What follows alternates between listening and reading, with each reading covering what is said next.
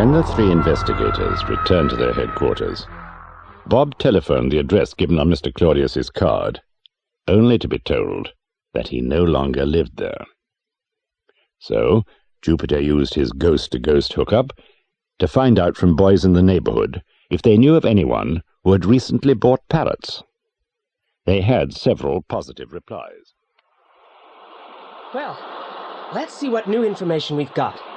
We've learned that a fat man has been going from door to door, and he's located 2 more parrots. Captain Kidd and Sherlock Holmes. Right.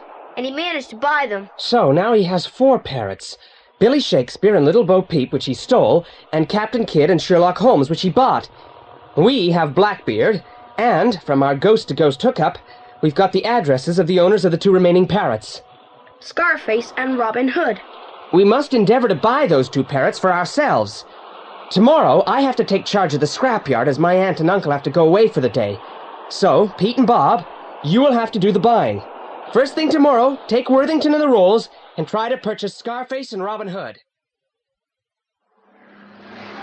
Well, this should be the address of Scarface, but there doesn't seem to be anyone at home. Ring the bell again, Bob. I'm afraid we're going to be unlucky. We'll just have to come back later. I never give a sucker an even break. What was that? It's the parrot, Scarface. Look there, in the cage, in the open window. I never give a sucker an even break. Well, that's all we need. What do you mean? We don't really need the parrot. Just what they say. The whole mystery seems to be some kind of treasure hunt with the parrot speaking the clues. You're right, Bob. So I'll just make a note of what Scarface says, and then we can get Worthington to take us to Robin Hood's address. What? I never give a sucker an even break.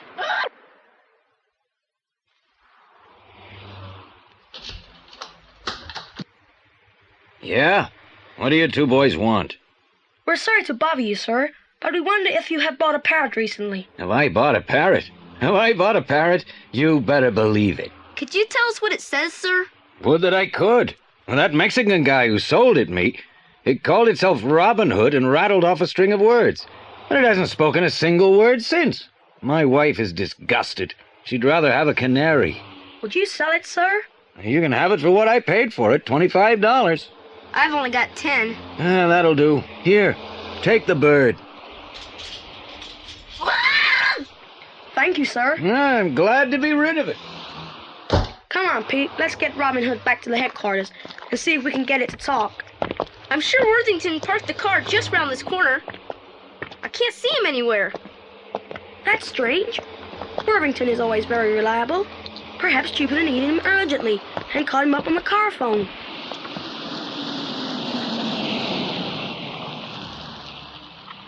Hello, boys. Are you looking for that old Rolls Royce? It drove away a few minutes ago. It was supposed to wait for us. Oh, what a shame.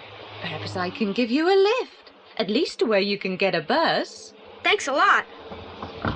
Come on, Bob. We'll get a bus over at Wilshire. Right. Thank you, ma'am.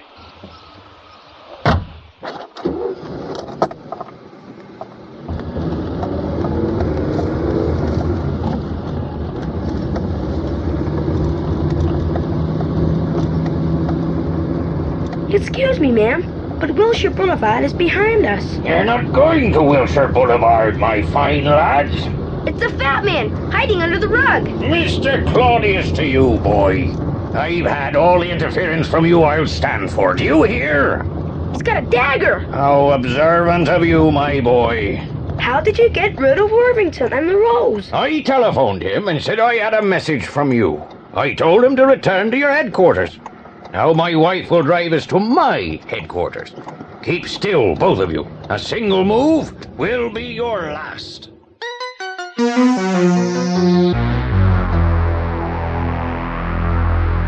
here, both of you. And take your parrot with you. What are you going to do with us? That depends how well you cooperate. Don't cross him, boys, I beg you. Put your parrot with the others and sit down on that couch where I can see you. That's right. Now, my sly and sneaky scalawags, I intend to learn a few things.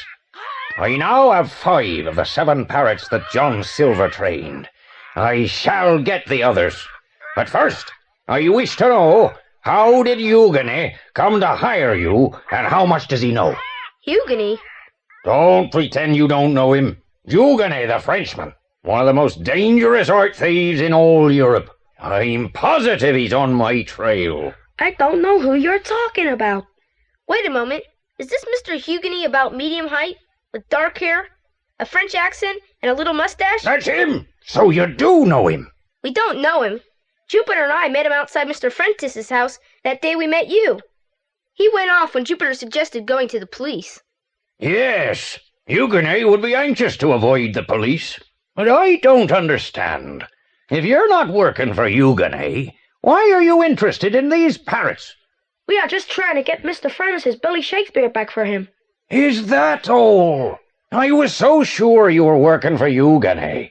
The other day, when I drove back to our old address, I saw Huguenot on the corner watching me. Then when I entered our apartment, I was certain it had been searched. Yes, Huguenot is after us, there's no doubt. But he doesn't know about this place. I hope. Claude, I don't think you need that dagger anymore. No, I'm sorry, boys. I have such a terrible temper when I get upset. I can't control it. I threaten people, and having Huguenot on my trail, I've become almost distracted. The time has come to act sensibly, Claude.